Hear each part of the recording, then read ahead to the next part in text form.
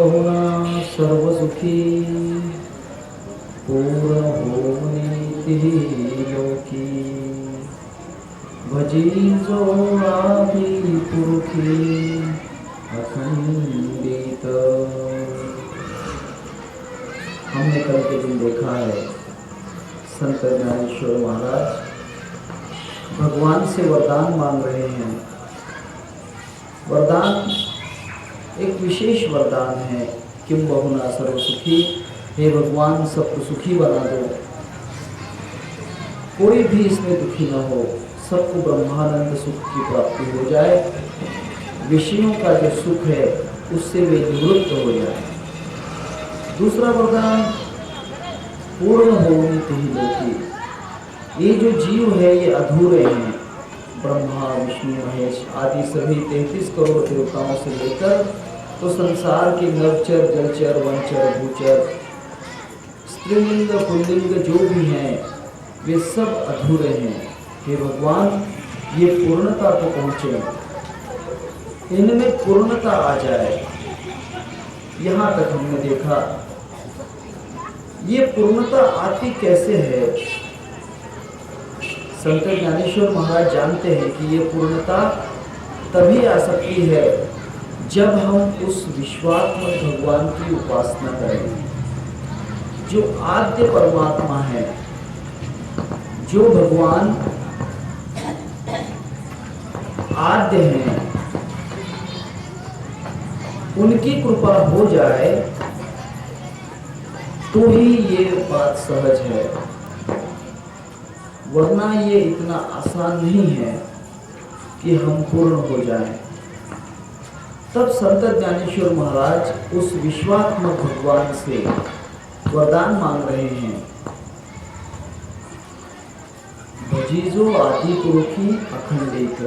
हे भगवान इस पूर्णता को प्राप्त करने के लिए और यहाँ ब्रह्मानंद सुख प्राप्त करने के लिए ये जो जीव हैं ये उस आदि पुरुष परमात्मा जो है उस आदि पुरुष की अखंड उपासना करें।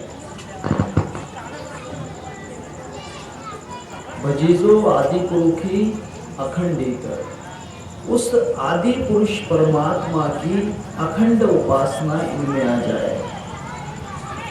ये बड़ी विशेष बात है और यहाँ संसार के हर जीव के लिए आवश्यक है कि हम उस परमात्मा की उपासना करें जो पहले था, अभी है और सब समाप्त होने के बाद भी रहेगा, जो कभी नष्ट नहीं होता। नैनम छिन्दन्ति शस्त्राणि नैनम दाहति पावका, जो कभी जलाया नहीं जा सकता, हवा से हिल नहीं सकता, पानी से भीग नहीं सकता, शस्त्र से कट नहीं सकता, मृत्यु जिसका कुछ नहीं कर सकती, जो समस्त काल के भी परे है। एक जगह लिखा है, तीन काल का थाग न लागे, तीन काल का थाग न लागे, कितने करो उपाधि साधु, मैं हूँ अमर अनादि। गरीबदास जी का एक पद है।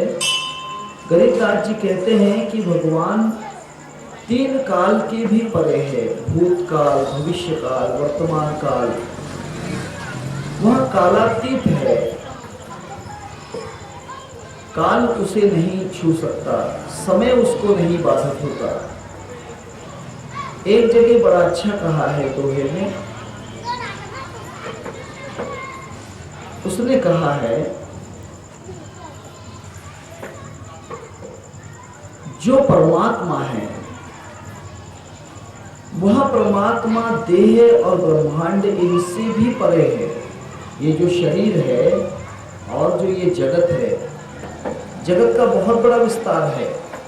आप जिसे दुनिया कहते हो, जगत कहते हो, विश्व कहते हो, वह बहुत बड़ा है और अनंत विश्व है। अनंत ब्रह्मांड हैं जिसमें हम रहते हैं। ये धरती जो है इसे दुनिया कहते हैं।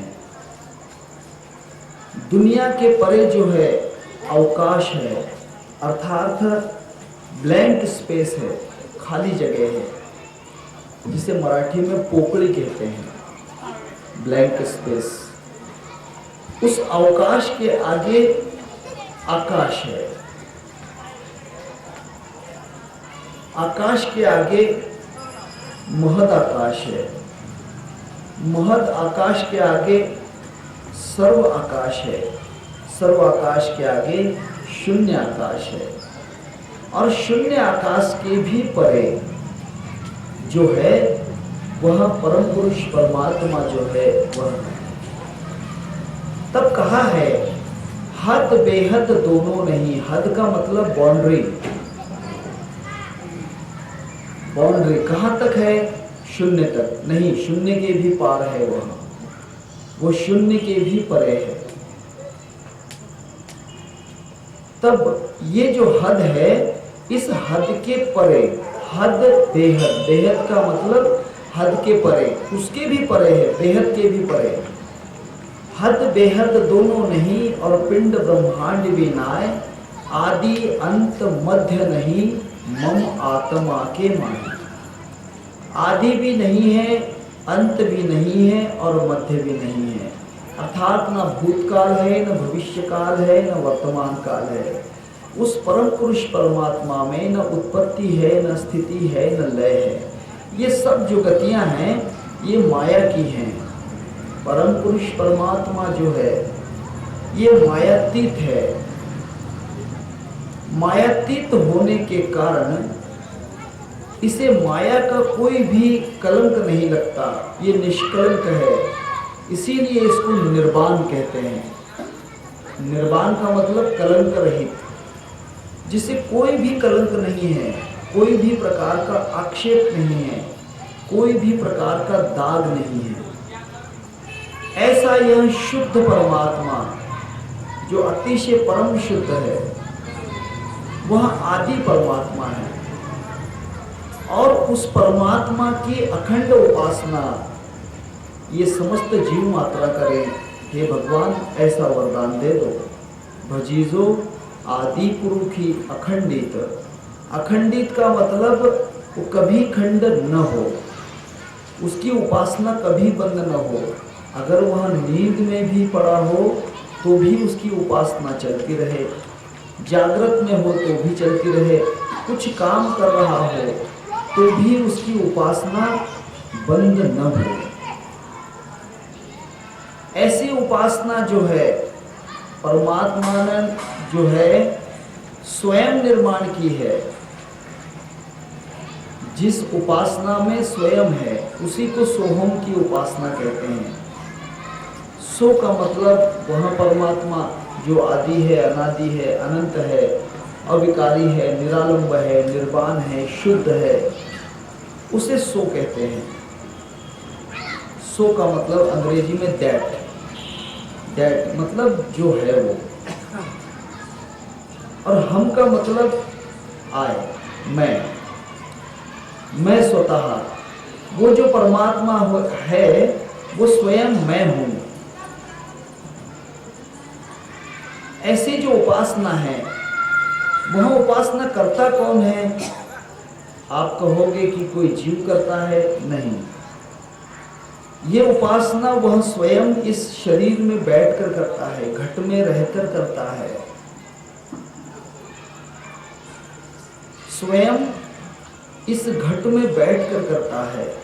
क्या बिजली कभी पंखे को घुमाने का काम करती है? नहीं, वह उसी पंखे में प्रवेश करती है पहले, फिर पंखा घूमता है। बिजली पहले बल्ब में प्रवेश करेगी, इंट्रेंस करेगी, उसके बाद बल्ब जलेगा। ऐसे ही इस समस्त जीवों के शरीर में वह परमात्मा पहले प्रवेश करता है और प्रवेश कर कर वही उसका जाप करता है, वही उसकी साधना करता है। ये बड़ी कठिन बात है समझना, बहुत कठिन है।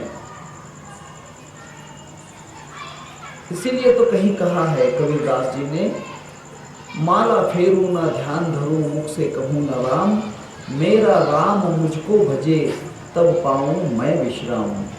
अर्थात मैं विश्राम में कब पहुंचूंगा, मैं ट्रैंक्विलिटी में कब पहुंचूंगा। विश्राम का मतलब ट्रैंक्विलिटी, शांति। शांति में कब प्रवेश करूंगा, जब मेरा जाप वह परमात्मा करने लग जाएगा।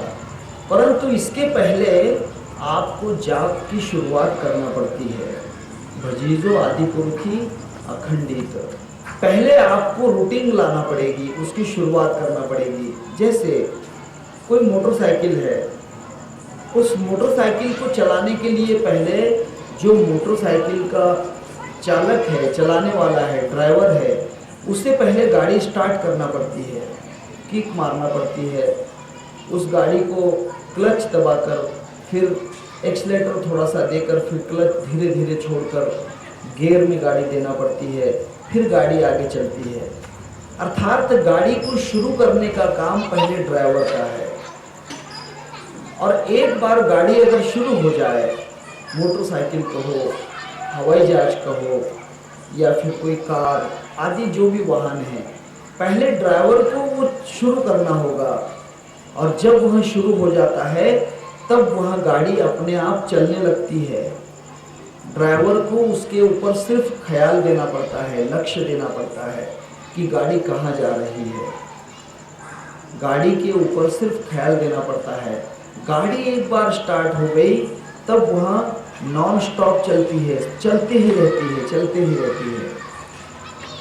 ऐसा आपको सोहम का जो जाप है ये पहले शुरू करना है। You have to start. ये आपको कुछ दिनों में शुरू हो जाता है, एक दिन में शुरू नहीं होता। ये शुरू करना पड़ता है। जब ये आपके शरीर में एक बार शुरू हो जाता है तब आप देखना, अभी आपको अनुभव किसी किसी को आया होगा। मैं ऐसा नहीं कहता हूँ कि सबको अनुभव नहीं है, किसी किसी को आया होगा और सबको आ सकता है। करोगे तो आएगा। जब आप बैठे भी रहोगे तो आपके हृदय में सोहम का जाप चलता रहेगा। आप देखोगे कि मैं तो बोल नहीं रहा हूँ, मैं तो जाप नहीं कर रहा हूँ, परंतु अपने आप ये जाप चल रहा है। आश्चर्य की बात है। चोखा मेला भूकंप में मरने के बाद भी उसकी हड्डियों से वह नाम का जाप चल रहा था। अर्थात उसकी हड्डियां भी वो जाप अपने आप करने लग गई थी। रोम रोम में यह जाप अपने आप शुरू हो जाता है। पहले आपको शुरुआत करना है। एक बार अगर ये शुरू हो जाए तो फिर अपने आप ये चलते रहता है। देखिए ना, हरिपाठ में बड़ा अच्छा कहा है संत ज्ञानेश्वर महाराज ने, ज्ञानदेव मौन, अर्थात कुछ नहीं बोल रहा है। ज्ञानदेव अब बोलना बंद कर दिया, अब नहीं बोलता है। ज्ञानदेव मौन जप माल अंतरी, वह माला अपने अंदर चल रही है। धरुनी श्रीहरि जपे सदा, कौन जप रहा है? श्रीहरि। ज्ञानेश्वर नहीं जप रहा है। आप यही तो हरिपाठ को नहीं समझते, हरिपाठ का मतलब भी नहीं जानते। ज्ञानदेव मौन जपमाल अंतरी, ज्ञानेश्वर मौन हो गए हैं उस माला को लेकर। और माला का जाप कौन कर रहा है? धरुनी श्रीहरि जपे सदा। उस माला को श्रीहरि अर्थात वह आदि पुरुष भगवान अपने हाथ में लेकर जाप रहा है। हरिपाठ समझना बहुत मुश्किल है। हरिपाठ जब समझ में आ जाएगा तब आपको समझ में आएगा। अर्थात अब ज्ञानेश्वर महाराज को जाप नहीं करना पड़ता है, परंतु पहले करना पड़ा। पहले तो उसने जाप किया। ज्ञानेश्वर महाराज ने पहले जाप किया। ज्ञान देवा ध्यानी राम कृष्ण मणि अनंत जन्म पुण्य हो, हरिमुखे मना पुण्याची गणना कौन करी। ये जो बातें हैं पहले ज्ञानेश्वर को करना पड़ी, परंतु बाद में उस माला को ज्ञानेश्वर से भगवान ने अपने हाथ में ले लिया और ज्ञानेश्वर जो हैं मौन हैं और वह माला हाथ में लेकर धरोनी श्री हरि जपे सदा। यही बात है, यह एक वर्म है भक्ति का, यह भक्ति का वर्म है। और ये कितने दिनों में आ सकता है? 6 महीने में भी आ सकता है, किसी किसी को 3 महीने में भी प्राप्त हो सकता है। अगर कोई साधक अच्छा रहा तो 3 महीने में भी अवस्था शुरू हो जाती है। सिर्फ आपको समय देना है। आपको क्या देना है? समय। मैंने आपको पहले कहा कि करीब 3 घंटा सुबह और 3 घंटा शाम। दिन के 24 घंटे होते हैं। 24 घंटे में 1/4 समय भगवान को देना चाहिए, 1/4। 6 चौका 24 होता है, तो आपको 6 घंटे भगवान को देना है। 18 घंटे आप संसार कर सकते हो। 18 घंटे में आप 8 घंटे नींद ले सकते हो। 10 घंटे में आप संसार के जो भी काम हैं उसमें 8 घंटे नौकरी कर सकते हो। 2 घंटे बचते हैं, उसमें भोजन है, फिर नैसर्गिक क्रियाएं हैं, ये आदि कर सकते हो। और अगर कम सोओगे, 6 घंटे सोओगे, तो आपको 12 घंटे संसार के लिए मिल जाएंगे। आप संसार के समय में कम ज़्यादा का व्यवहार कर सकते हैं, परंतु परमात्मा की साधना में समय मत काटो। उसके समय में कभी भी जो है माइनस, जिसे हम कहते हैं, भगवान का समय माइनस मत करो। जीवन का समय माइनस कर दिया तो चलेगा, संसार के कर्म का समय माइनस कर दिया तो चलेगा, संसार की नींद अगर कम कर दी तो भी चलेगा, परंतु भगवान के 6 घंटे उसे मत तोड़ना। 2 प्रहर हैं सिर्फ, 1 प्रहर सुबह राम प्रहर और 1 प्रहर शाम को, उसे कहते हैं श्याम प्रहर। भगवान ने ये 2 प्रहर इसीलिए बनाए हैं कि आप भगवान को ये 2 प्रहर दे दो। एक राम के नाम की प्रहर निकाल लो, एक श्याम के नाम की प्रहर निकालो। भजी जो आदि पुरुखी अखंडित। ये मैं आपसे प्रवचन के रूप में नहीं कह रहा हूँ, ये प्रवचन मत समझना, ये सही सलाह है, जीवन की सलाह सही है। अगर कुछ जीतना चाहते हो जीवन में, इस जीवन का सार्थक, इस जीवन की कीमत अदा करना चाहते हो, तो फिर 6 घंटे उसके लिए पूरा निकालना। कहीं से भी समय निकालो। कितना भी महत्वपूर्ण कार्य अगर हो जाए तो उसे अलग कर देना, क्योंकि भगवान से ज़्यादा महत्वपूर्ण कुछ भी नहीं है। भगवान से बढ़कर महत्वपूर्ण संसार में कोई भी चीज़ नहीं बनी। ना विवाह है, ना शादी है, ना जीना है, ना मरना है। पहले, सबसे पहले फर्स्ट गॉड, पहला जो क्रमांक है भगवान की साधना का है। और वह भी साधना आपको इकट्ठी नहीं करना है। इकट्ठी क्यों नहीं करना है? सुबह के अंदर राम प्रहर में ये साधना करोगे तो दिन भर ये साधना आपकी चलती रहेगी। शाम के समय ये साधना करोगे तो रात भर नींद में भी ये साधना चलती रहेगी। इसीलिए 2 प्रहर भगवान के लिए बिल्कुल निकालना है। भजी जो आदि पुरुखी अखंडित। अब ये भजन किस प्रकार करना है, ये तो आप पर निर्भर है। ये जो है आप पर निर्भर है। जाप भी 3 प्रकार के हैं। भगवान का भजन 3 प्रकार का है, मैंने कल आपसे कहा था। एक वाचिक जाप है, राम राम राम राम राम राम राम राम, हरे राम हरे राम हरे राम हरे राम, ये वाच्य है। दूसरा जाप जो है निनासिक जाप है, सांस में सोहम का जाप, सांस में सोहम का जाप करना है, उसे निनासिक कहते हैं, अनुनासिक भी कहते हैं उसे।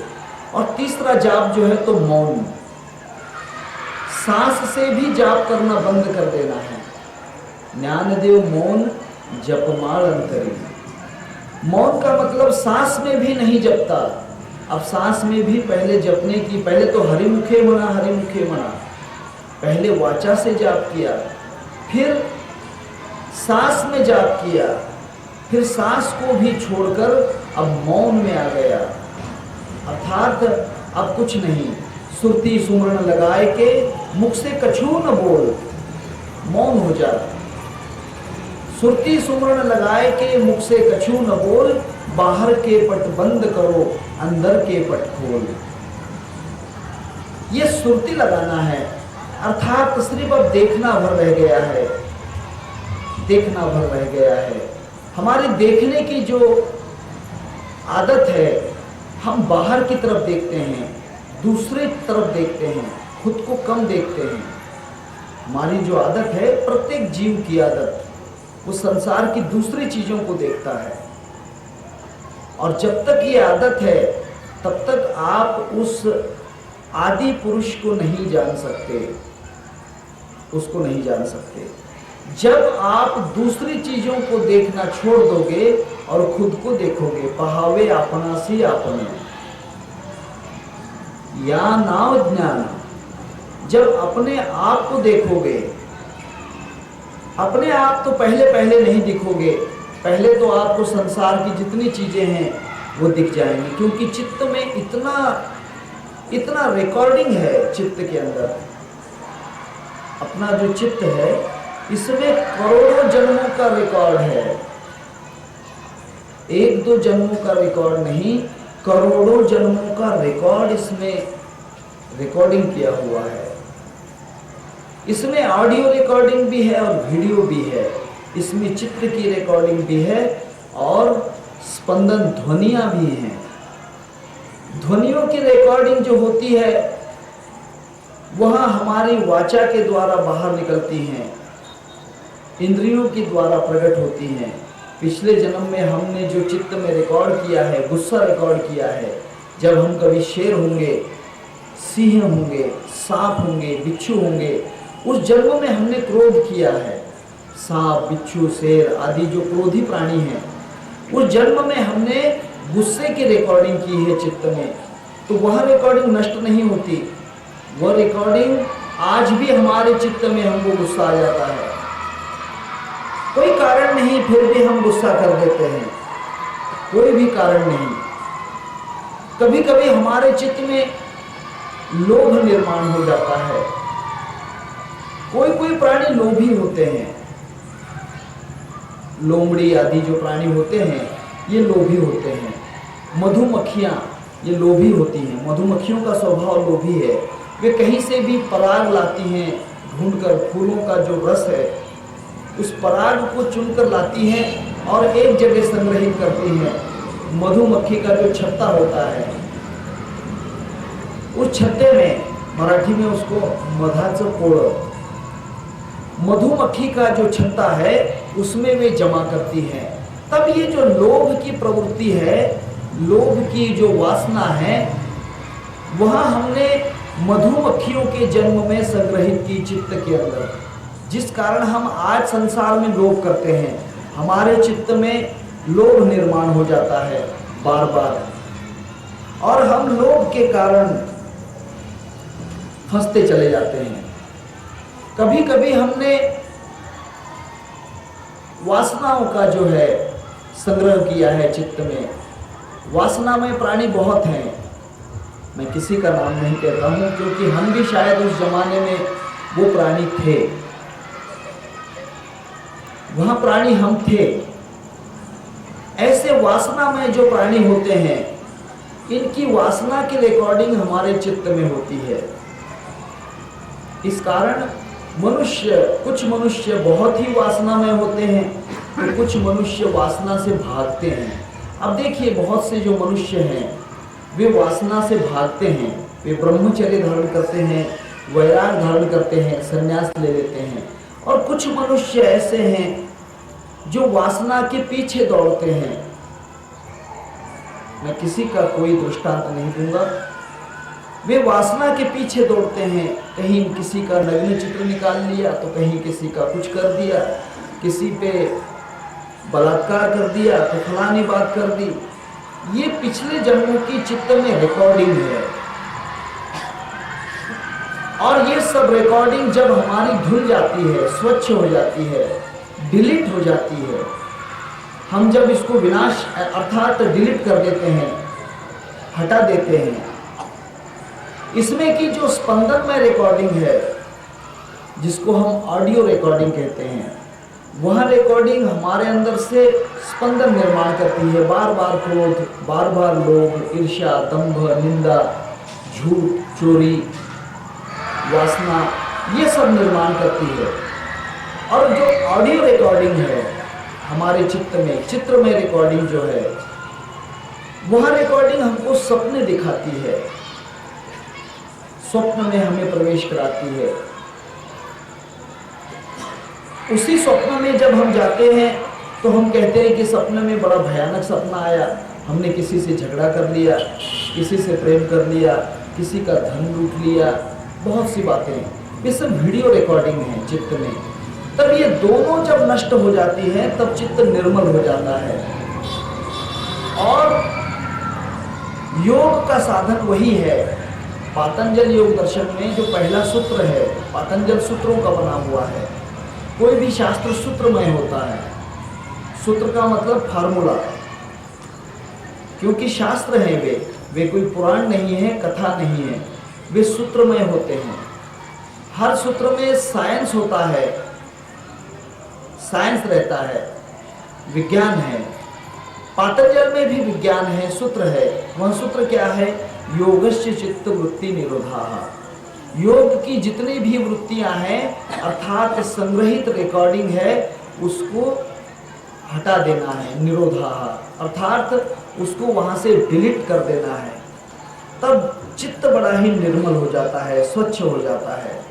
और जब चित्त निर्मल हो जाता है, स्वच्छ हो जाता है, तब वहां पर उस स्वच्छ जो शुद्ध ऐसा परमात्मा है, जिसको निर्गुण कहते हैं, निरालंब कहते हैं, अव्यक्त कहते हैं, ऐसा जो परमात्मा जिसे निर्वाण कहते हैं, अनादि कहते हैं, वह परमात्मा उस चित्त में दिखाई देने लगता है,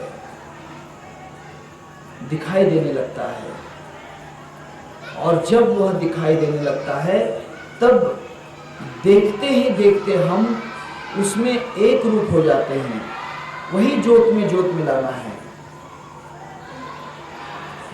ज्योत में ज्योत मिलाने का अर्थ यह है कि हमारा चित्त जो है, उस चित्त में जो जीवात्मा रहता है वह मलिन है, मैला है, उसको कलंक लगा हुआ है मल विक्षेप और आवरण का। ये मल विक्षेप आवरण का जो कलंक है, उसके कारण इसकी ज्योत बाहर नहीं निकलती। इसकी ज्योत उस परम ज्योति में एक रूप नहीं हो पाती, क्योंकि ये ज्योत मैली है।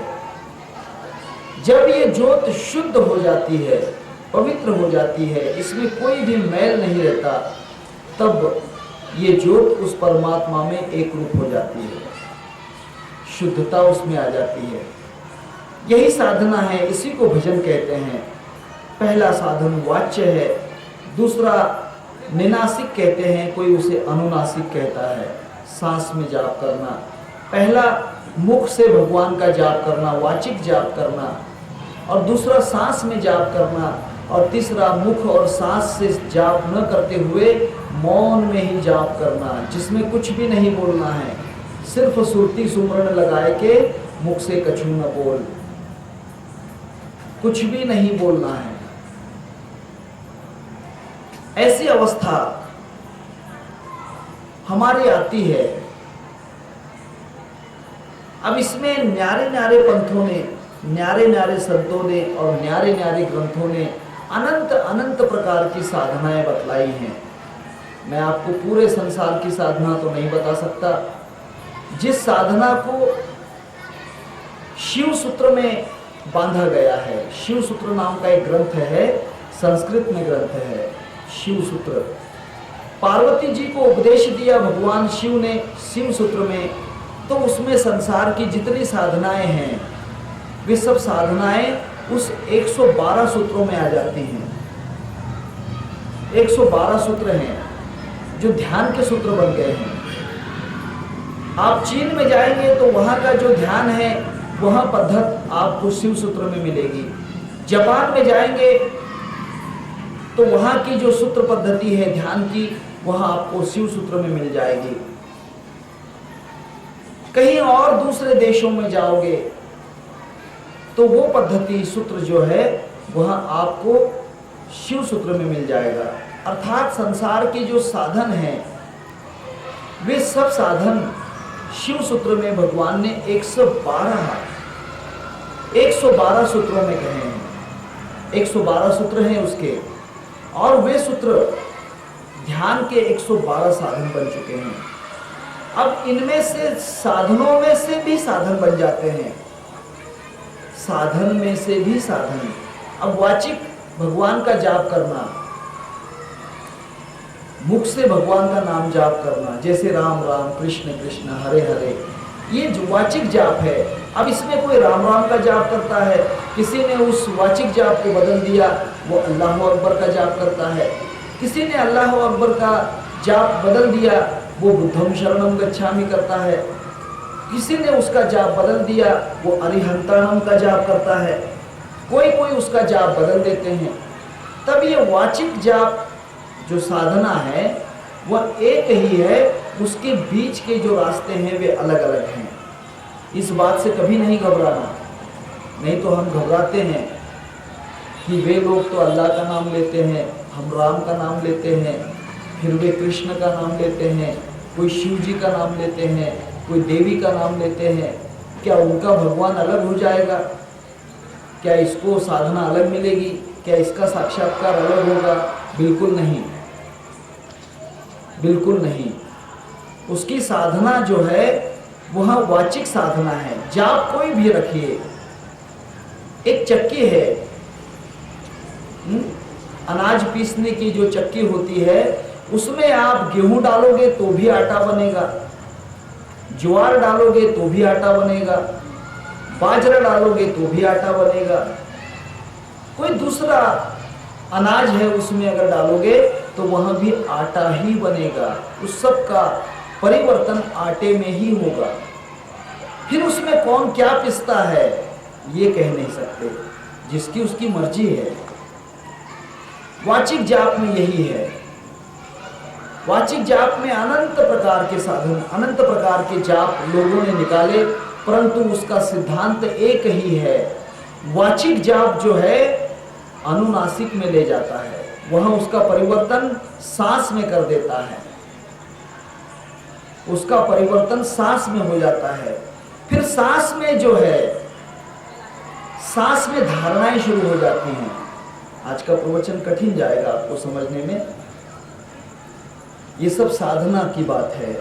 आपके समझ में जितना आएगा उतनी अच्छी बात है, जो नहीं आएगा वो आप मुझसे हजारों बार पूछ सकते हैं, हजारों बार मुझसे पूछ लेना, मैं आपको उसका रास्ता समझाकर फिर से बार बार समझा दूंगा।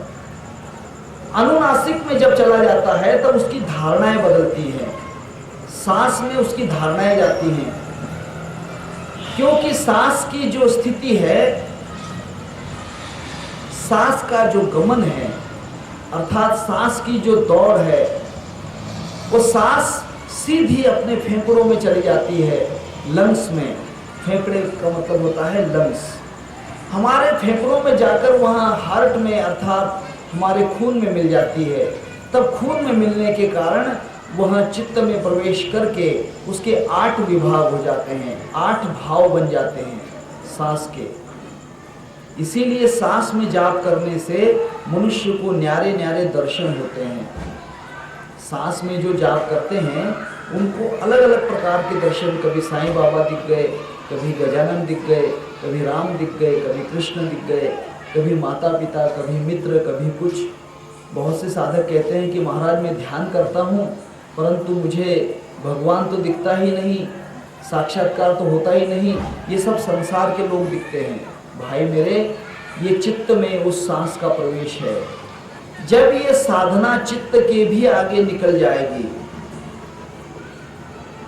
चित्त को पार कर देगी, अर्थात भावातीतम हो जाएगी। भावातीतम त्रिगुण रहितम, भावातीत हो जाएगी। भावो ना भावो विद्यते सतः, भाव और अभाव के परे चली जाएगी।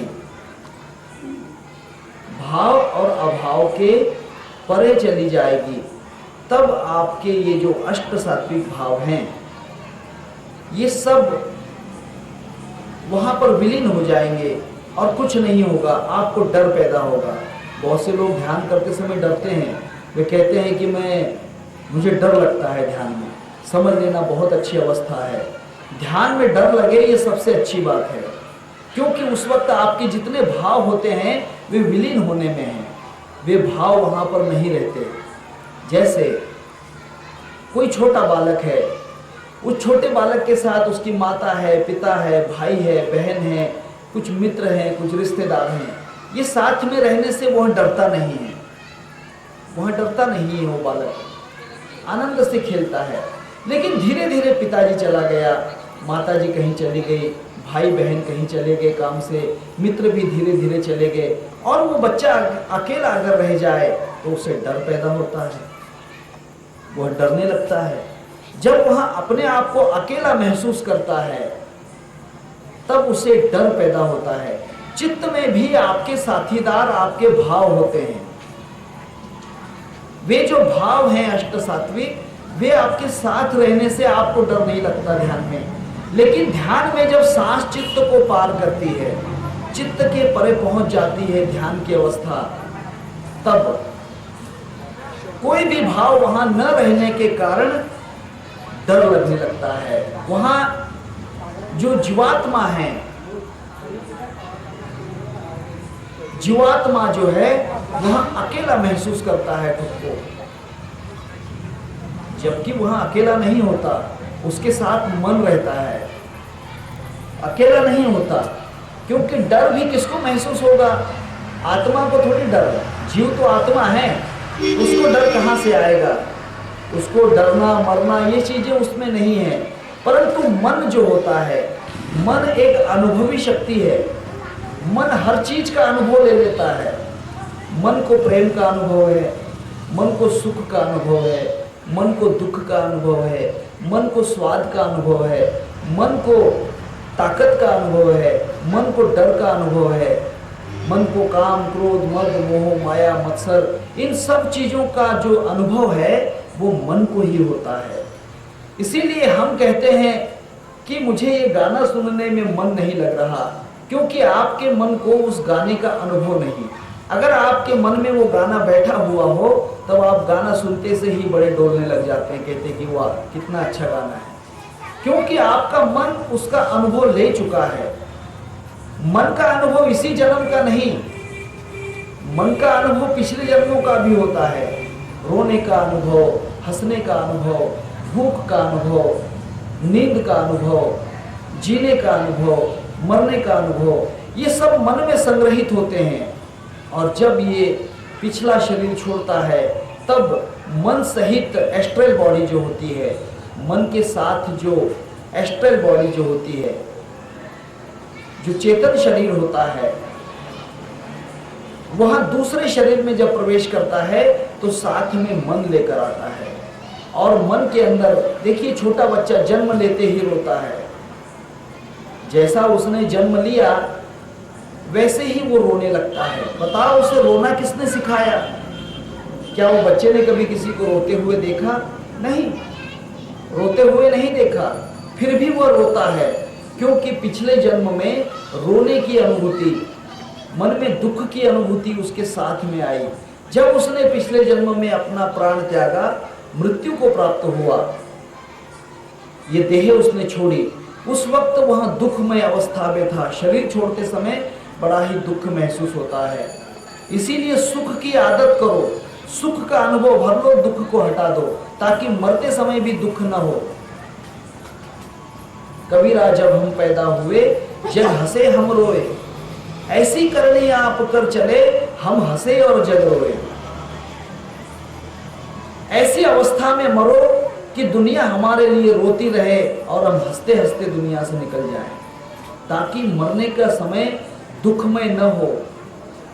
आनंद से मरना है, आनंद से मरने की आनंद से स्थिति हो। मरना एक चेंज है, बॉडी का चेंज है, कर्म का चेंज है, धर्म का चेंज है, नवीन अवस्था धारण करने की अवस्था है। इसीलिए दुख में नहीं है। परंतु बालक पिछले जन्म में दुख में शरीर छोड़ता है दुख के कारण, इसलिए वहां जन्म से ही रोना शुरू कर देता है। भूख, बच्चा छोटा पैदा होते ही भूख लगने लगती है, क्योंकि पिछले जन्म में उसने भोजन किया है। कुछ लोग भगवान का पिछले जन्म में बड़ा ही जाप करते हैं, वाचिक जाप, तब वे जन्मते ही भगवान का नाम का उच्चार करते हैं। जैसे कि तुलसीदास जी, इन्होंने, तुलसीदास जी जो हैं वाल्मीकि ऋषि के अवतार हैं। वाल्मीकि ऋषि ने भगवान राम का वाचिक जाप बहुत दिनों तक किया। उस कारण जब उनका दूसरा जन्म हुआ तुलसीदास, तब उन्होंने राम बोला, जन्म लेते ही राम इस शब्द का उच्चार किया।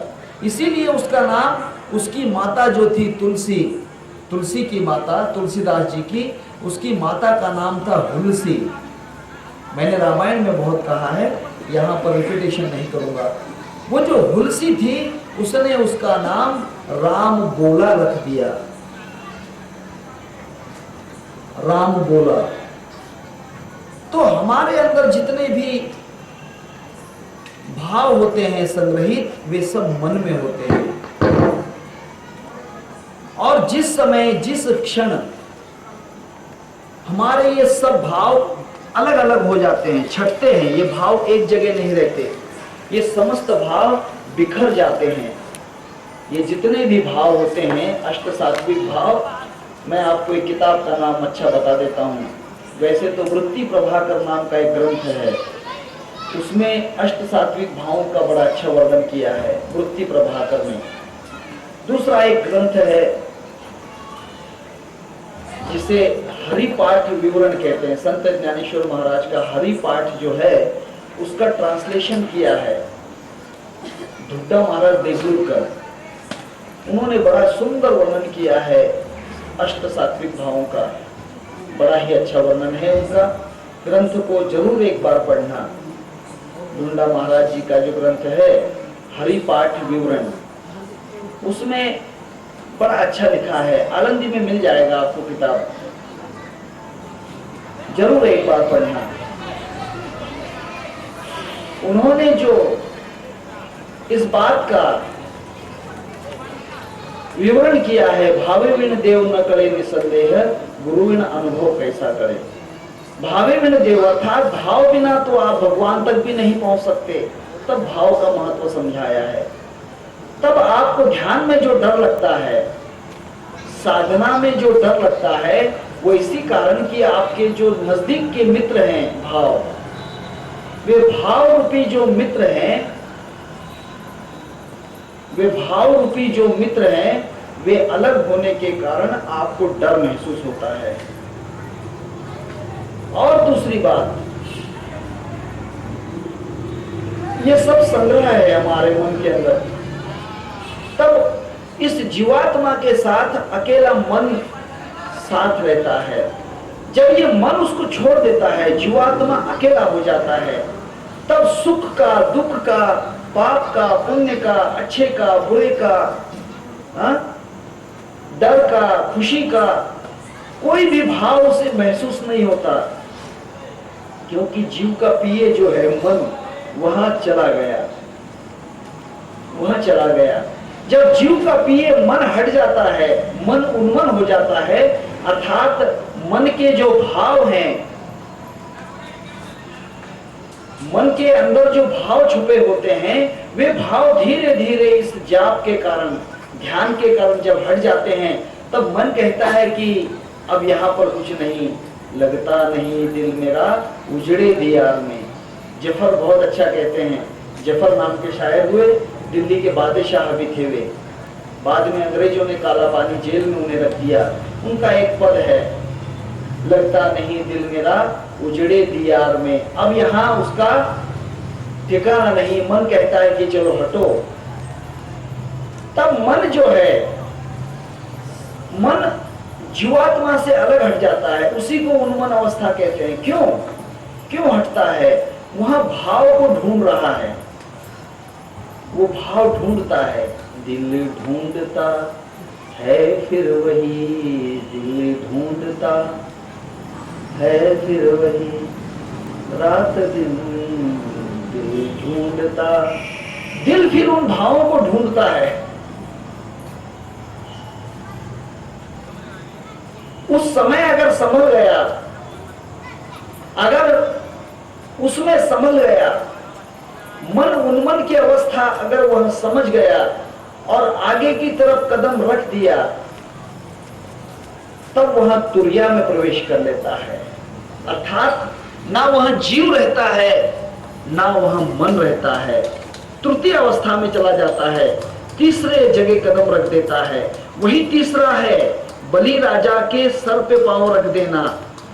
अर्थात तीसरा जो कदम रखना है, एक कदम में तो उसने पूरी दुनिया को नाप लिया भगवान ने, और दूसरे कदम में उसने जो है इस पृथ्वी को नाप लिया। तीसरा कदम बलि के ऊपर रख दिया, बलि के ऊपर रख दिया। वही तीसरा कदम है, उसी को तुरीय अवस्था कहते हैं। तुरीय साधन ब्रह्म को अहम ब्रह्मास्मि होए। तुरीय की साधना अगर आ गई, मन अगर उन्मन हो गया, तो ब्रह्मास्मि अवस्था आ जाती है, अहम ब्रह्मास्मि। तुरीय साधन ब्रह्म को अहम ब्रह्मास्मि होए, तुरीयातीत अनुभव हो तो मैं तू रहा ना कोई। फिर तुरीय के आगे जो अवस्था है वह समाधि है। तुरीय के आगे समाधि है। उन्मनी के बाद तुरीय अवस्था है, और तुरीय के बाद फिर समाधि, फिर मैं तू रहा ना कोई। फिर वहां कुछ भी नहीं रहता, सब शून्य हो जाता है। कल मैंने आपसे कहा था, महाशून्य कमल कैलाश में एक जति पुरुष होता है, वह शून्य में प्रवेश कर जाता है। परंतु ये तुरीय अवस्था जो है, ये तुरीय अवस्था उसी के सर पे पांव रखना है, उसके ही सर पे पांव रखना है, कि जिससे हम यहां मांग रहे हैं। पहला पांव तो इस दुनिया के ऊपर रखना है। देह प्रारब्धाच्या बांधुनी गाठी, मी तो उठा उठी वेगळाची। देह भूल जाते हैं आप, देह आपको याद नहीं रहेगा। पहला कदम देह के ऊपर रख दिया है। दूसरा कदम जो है मन के ऊपर रख दिया है, मन को उन्मन कर दिया। मन एक संसार बनाता है, स्वर्ग बनाता है। मन स्वर्ग बनाता है, मन नरक बनाता है। मन जन्म में ले जाता है, मन मुक्ति में ले जाता है। ये मन का जो दूसरा विस्तार है ब्रह्मांड, मन ही ब्रह्मांड निर्माण करता है। असल में ब्रह्मांड नाम की कोई चीज नहीं है। मन अगर न हो तो ब्रह्मांड है ही नहीं। तब दूसरा कदम इस मन के ऊपर रख के उसको भी वह जीत लेता है। और तीसरा कदम जो है, जिसने ये दौड़ लगाई है, मन के साथ जो दौड़ रहा था, वह जीवात्मा है। उस जीवात्मा के सर पर जैसे ही पांव पड़ता है, जैसे ही सर पे पांव पड़ता है, जीवात्मा का भाव पाताल में चला जाता है, जीवात्मा नष्ट हो जाता है, जीवात्मा अपनी जगह को छोड़ देता है। जीवात्मा, मैंने भागवत का आपको अंतर रहस्य नहीं कहा, मैंने आपसे आध्यात्मिक भागवत आज तक नहीं कहा। आध्यात्मिक भागवत एक अलग चीज है, अलग बात है। भागवत की हर कथा मुक्ति का साधन है। मैं आज आपसे ये कथा थोड़ी समझा कर कह रहा हूं कि जब जीवात्मा के ऊपर तीसरा कदम रखा जाता है, 80 पद, तत्पद के अंदर, तत्पद जो होता है, उस तत्पद के अंदर देह का भुलाव हो जाता है, देह भूल जाता है। तोम पद के अंदर मन जो होता है उन्मन हो जाता है, और 80 पद के अंदर जीवात्मा जीव भाव से बिल्कुल पाताल में चला जाता है, अर्थात उसका जीव भाव नष्ट हो जाता है। इसी को संत तुकाराम महाराज ने एक अपने अभंग में कहा है, जीव भाव जेणे अर्पियला देवा, तयाची के सेवा देव करी। अर्थात बलि राजा ने अपना जीव भाव जो है वह भगवान को अर्पण कर दिया। अब बलि राजा बलि नहीं रहा, वो पाताल का वासी हो गया। तब उसकी सेवा करने के लिए द्वार पर भगवान स्वयं खड़े हो गए। भगवान से वचन लिया कि हे भगवान, आप मेरे सर पर पांव तो रखते हैं, परंतु मेरी एक अंतिम इच्छा है कि आप मेरी आंखों के सामने रहें। आता दृष्टि पुढे ऐसा चेतुरा है, जो मी तुझे पाहे वेळो वेळा। मैं आपको अपने सामने देखना चाहता हूं, अपने आंखों के सामने आपको देखना चाहता हूं। जब जीव भाव जब पाताल में चला जाता है, अर्थात पाताल में जाने का मतलब जीव भाव विलीन हो जाना, विलीन हो जाता है, विलीन हो जाता है जीव भाव। अब देखिए, शक्कर होती है, वो दूध में चली जाती है। शक्कर दूध में चली गई, इसका मतलब दूध में विलीन हो गई, नष्ट नहीं हुई। शक्कर नष्ट नहीं होती है, वहां शक्कर जो होती है विलीन होती है।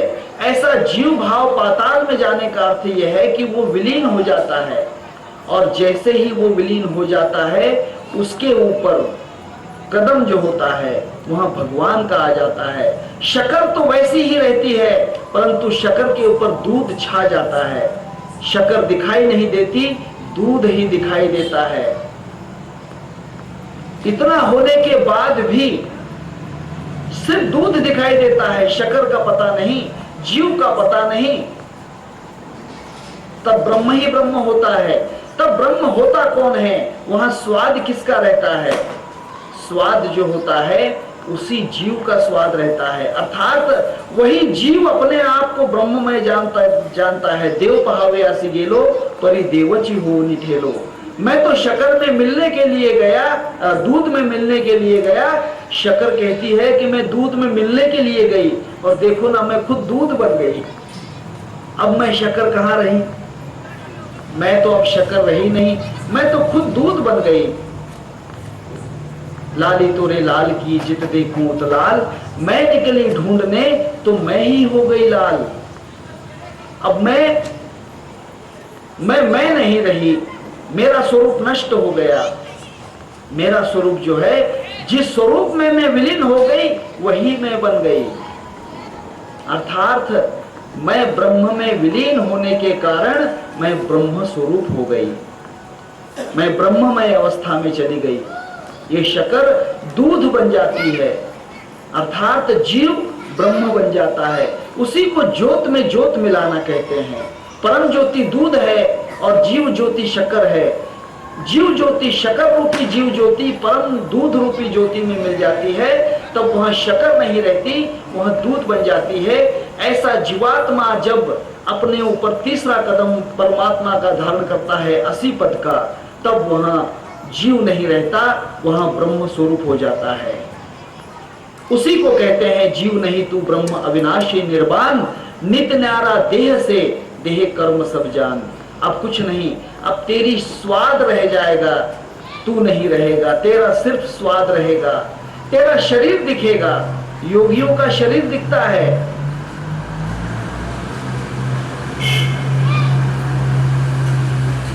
रामकृष्ण परमहंस, अरविंद घोष, विवेकानंद जी आदि योगियों का शरीर वैसा ही दिखता है, परंतु वे शरीर नहीं रहते। ना हम देहो ना हम बुद्धि ना हम चित्त अहंकार, चिदानंद रूपम शिवोहम शिवोहम। वे शिव हो जाते हैं। दिखने में वे दिखते हैं क्या? शरीर दिखते हैं, परंतु वे शरीर नहीं रहते। दिखने में, स्वाद लेने में मिठास आती है, परंतु शक्कर दिखाई नहीं देती। अब शक्कर नहीं, उसका सिर्फ स्वाद आ रहा है। अब जो हम जिसको हम अपने अंदर उतार रहे हैं वो दूध है। इसीलिए योगी जो है, तोची साधु ओळखावा देवते थे जानावा। तब वहां शरीर रूपी साधु नहीं होता, वो ब्रह्म रूपी साधु हो जाता है। ब्रह्म मूर्ति संत जगी अवतरले, उद्धराया आले दीन जना।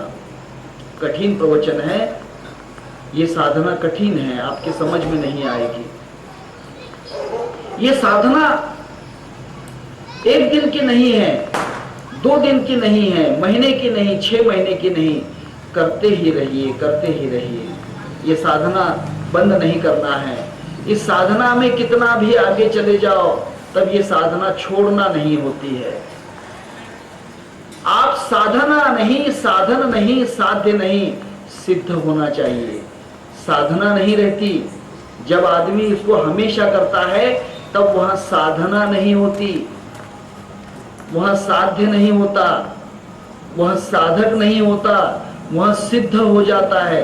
अर्थात साधना, साध्य और सिद्धता ये तीनों एक जगह आने के कारण वह सिद्ध बन जाता है। इसीलिए उसको सिद्ध पुरुष कहते हैं। सिद्ध पुरुष उसी को कहते हैं जिसमें साधना, साध्य और साधक तीनों एक बन जाते हैं, उसी को कहते हैं तीन लोग जो हैं, वही तीन लोग, वही त्रिपुटी जो एक होती है, चौथे पद में चली जाती है, सिद्ध पद में चली जाती है। जीव के चार रंग बताए हैं दासबोध में।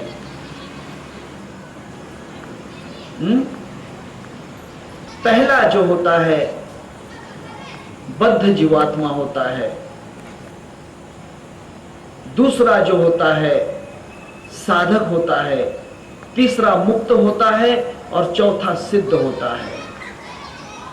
चौथा सिद्ध है, सिद्ध अवस्था। हम उन मुर्शद के यार जो चौथे पद के वासी अर्थात जो सिद्ध पद में चला गया है, इसलिए योगियों को सिद्ध योगी कहा जाता है। शिव गोरक्ष सिद्ध योगी माने गए हैं क्योंकि जिन्होंने तीन अवस्थाओं को पार करके चौथे पद में अपना आसन जमा लिया है। और ये अवस्था जो है भजीजो आदि पुरुखी अखंडित, अखंड भजने से होती है। ये साधना अखंड करना है। आप निश्चय करो, करना है तो कीजिए, नहीं तो छोड़ दो। हाँ, हम तो ये नहीं कहते कि आप करो ही, आपकी मर्जी है, आपकी मर्जी है। मानना है तो मान लो, नहीं तो पछताओ। गाफिल मनवा में जाना पड़ेगा जरूर। कुत्ता हुआ तू इस महल का, तू बना माया का मजदूर। ये माया ऐसी ठगनी बंदे, अक्षय करेगी धूर। उतर जा भवसागर से पार, कि तेरे दिल पर दरसेगा नूर। बंस कबीर के दास गोविंद से बंदगी कर ले जरूर।